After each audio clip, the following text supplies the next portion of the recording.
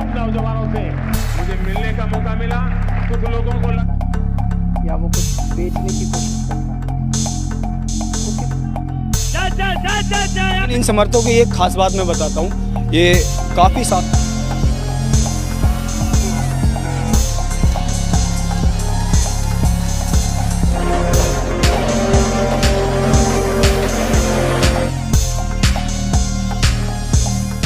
जैसा कि आप सभी को पता है, आज है 14 अप्रैल और आज के दिन संविधान के निर्माता डॉक्टर भीमराव अंबेडकर की जयंती पूरे देश में धूमधाम से मनाई जाती है।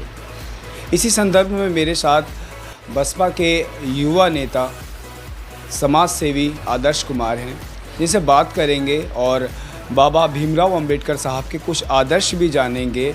वो भी समाज सेवा में लगभग हमेशा तत्पर रहते हैं, लोगों की सेवा में रहते हैं। तो किस तरह से वो अपने जीवन में डॉक्टर भीमराव अंबेडकर साहब के आदर्श को लेकर चलते हैं और क्या प्रेरणा पाई उन्होंने और क्यों राजनीतिक जीवन अपनाया या समाज की सेवा उन्होंने करना अपनाया।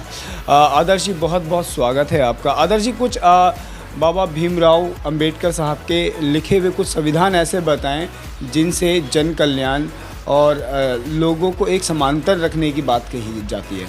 देखिए, सबसे पहले इरशाद जी, आपका बहुत बहुत धन्यवाद, आपकी पूरी टीम का। आपके चैनल के माध्यम से मैं सभी क्षेत्रवासियों व देशवासियों को बाबा साहब डॉक्टर भीमराव अंबेडकर जी की 131वीं जयंती की हार्दिक शुभकामनाएं देता हूं। देखिए, हमारा जो देश का संविधान है वो बाबा साहब ने एक ऐसा संविधान बनाया जो कि पूरे वर्ल्ड में हमारे देश के संविधान की तारीफ़ होती है। बाबा साहब ने हमेशा काफ़ी संघर्ष करा है।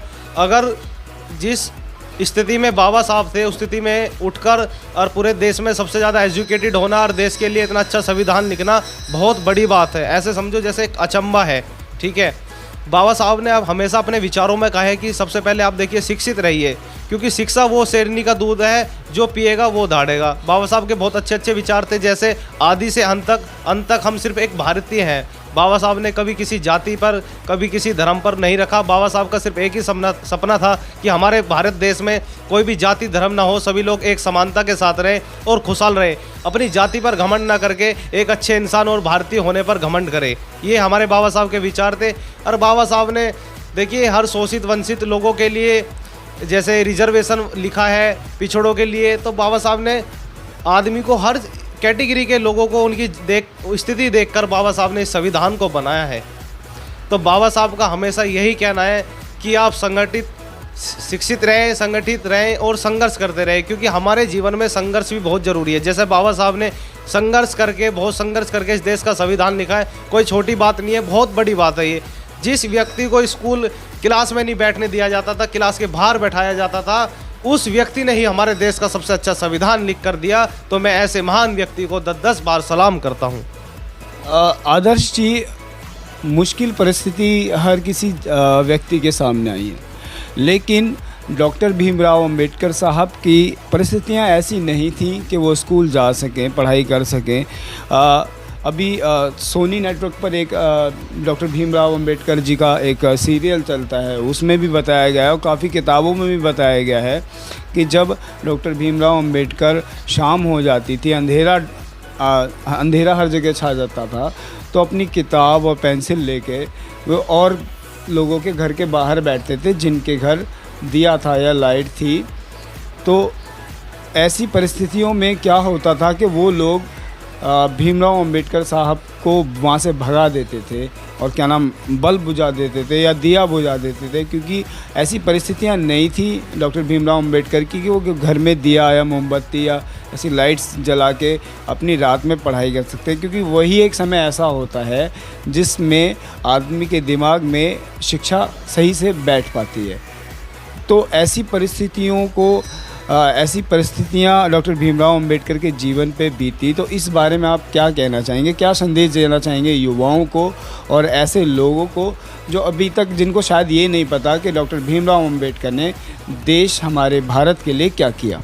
देखिए, मैं उन सभी युवाओं को कहना चाहूँगा, ये जो बिल्कुल ख़राब सिस्टम था, लोगों के मन में जाति का जहर था, ठीक है, लोगों के मन में जो घृणा थी, बाबा साहब ने उन लोगों की ये जो घृणा किस चीज़ से तोड़ी?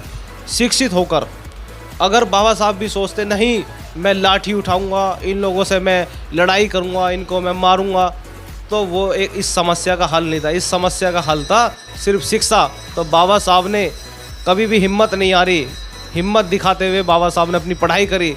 टॉप से टॉप कॉलेज, कोलंबिया यूनिवर्सिटी, जो पूरे बाहर की जो सबसे टॉप यूनिवर्सिटी है उससे पढ़ाई करी, और बाबा साहब ने देश का संविधान लिखकर उन लोगों को घुटने के बल टिका दिया सिर्फ शिक्षा से। तो मैं सभी युवाओं से कहूँगा सिर्फ आप शिक्षा पे ध्यान दें, ना कि किसी लड़ाई पे। अगर हम किसी व्यक्ति को झुका सकते हैं तो सिर्फ उसे शिक्षा से झुका सकते हैं। मज़हब नहीं सिखाता आपस में बैर रखना, हिंदी ही हम वतन है ये हिंदुस्तान हमारा। भारत का संविधान कुछ आसानी से नहीं लिखा गया, काफ़ी देश के संविधान डॉक्टर भीमराव अंबेडकर ने पढ़े, और मैं मानता हूँ कि जिस संविधान निर्माता ने हमारे देश का संविधान निर्मित किया, तो शायद और भी देश के जो संविधान हैं पूरे याद करने पड़े होंगे, सबका एक टोटल निष्कर्ष निकाला, तब जाके हमारे देश का संविधान, भारतीय संविधान निर्मित किया गया। तो मैं भी पार्थ न्यूज़ की पूरी टीम डॉक्टर भीमराव अंबेडकर जयंती पर आप सभी को जयंती की हार्दिक शुभकामनाएं देते हैं, और टीम से हमारे चैनल से जुड़े रहने के लिए चैनल को सब्सक्राइब करें, फॉलो करें, और अगर हमारी खबरें आप तक सही पहुंच रही हैं, आपको अच्छी लग रही हैं, तो ज़्यादा से ज़्यादा शेयर करें। धन्यवाद।